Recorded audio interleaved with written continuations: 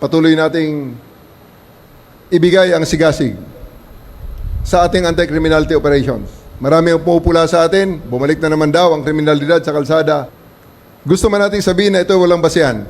Ang ating gagawin lamang, iparamdam sa ating mga kababayan na ito ay hindi totoo, na mas maayos ang ating sitwasyon ngayon, pwede silang maglakad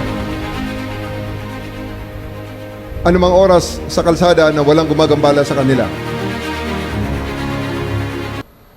Para mangyari ito, ipagpatuloy natin ang ating mga ginagawa, siguraduhin natin na ang mga kriminal na nandyan sa kalsada ay ating nahuhuli at nadadala ng tama sa husgado. Daanin natin sa tamang proseso, hulihin, inquest, at ipakulong pag kinakailangan.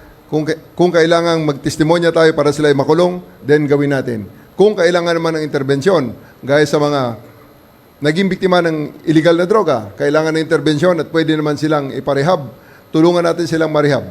Ang hindi naman magpaparehab, ipapakulong natin, hulihin natin at siguraduhin natin na hindi sila makapagpatuloy sa kanilang maling gawain, lalo-lalo na ang pagbebenta ng illegal na droga.